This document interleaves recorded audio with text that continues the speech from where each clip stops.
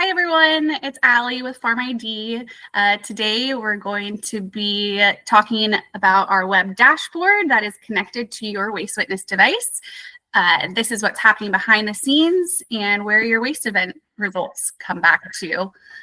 So starting off, we're going to look at our homepage, and just a little caveat, we are looking at a account owner's view. Account owners can see everything, and we'll talk a little bit more to roles and permissions a little bit later. So when you land on your home page here, you can filter to whatever date range you would prefer, whether it's today, whether it's the past month, whatever you would prefer. Once you select your date range that you are looking for, you're going to see a few key metrics down below. You're going to have your total waste events, your total volume that's been wasted, your compliance rating, which is going to be your total passes over total waste events, or your discrepancy rating, which is total fails over total waste events. Down here, you'll see a little waste score coming soon, which we will be having a webinar about once it is ready for you to see. So stay tuned for that. Next to that, you're going to see a pie chart for location, which is where the medications were administered. If you scroll down a little bit further here, you're going to see your recent waste events. This isn't related to your date range that you selected above. It's just what has been happening in the last day or two, depending how many waste events you have run through your WasteWitness. If we scroll back up to the top, we can dive a little deeper into specific waste events by going to all waste events. Again, on this page, you can filter to whatever date range you would prefer. You can filter through a few different options. A lot of customers like to just dive into their fails. And while we're at that, let's talk about what a pass is and what a fail is and what other results you could potentially see coming from your WasteWitness. So a pass would be that WasteWitness was able to verify that what drug and concentration was selected was actually what was in the syringe.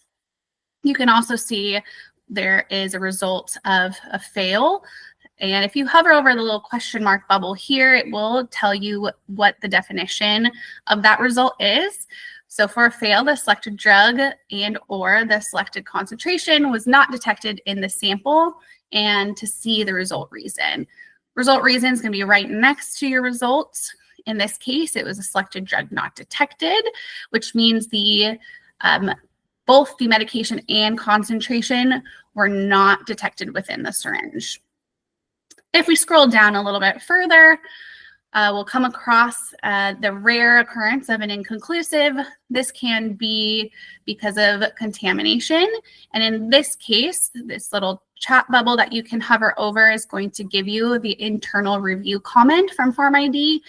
In this case, it was gross contamination, which can be something like blood. If we scroll down even further, we will come across another fail reason, which is going to be low concentration. This means that the drug was detected within the syringe, but at a lower concentration than the user selected. Depending on trending data, this could potentially be a hint at diversion. What we'll also see, which is not listed here, is a result reason of high concentration. That's the opposite, that the concentration was higher than what was selected, and that typically is just a button press error. And so, yep, that's all of our fail results, all of our results and result reasons. What you can also do from this page is export all your data for the specific date range you provided, as well as whatever filters that you chose. This exports into a CSV that you can then send or use in other analytics software. Next, we'll get a little bit into the management side of the web dashboard, but I don't want to get too far into that. One thing that you can see as an account owner from the web dashboard is your formulary.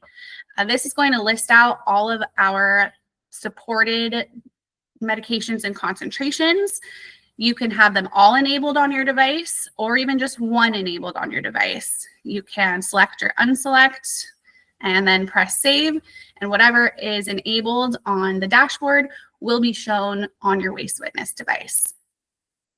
As soon as you press save, there's no downtime, it's automatically uploaded. You can also manage your facilities if you have more than one hospital in your organization that has a WasteWitness. You can also manage your staff from here. We'll click into this just to talk briefly about the different roles that we offer. So we have a few different roles. Mostly what I want to touch on here is not everybody has access to the behind the scenes. So a technician and provider would not have access to see if the sample failed or passed. You can only see that on the web dashboard. An account owner, facility manager with analyst access and analyst permission are the only ones who can see and export the waste event results.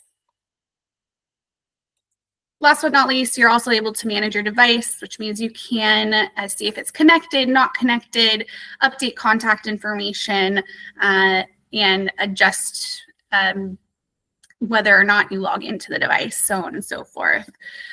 Last but not least, I want to show our knowledge base. If you select this question mark to the left of your email, it'll open up another tab with our handy dandy knowledge base. Looks like this. You can dive into the little cards here and browse through different articles. You can search within the search bar here or use our PharmID chatbot. But for example, maybe you'd like to understand your waste event results a little bit better.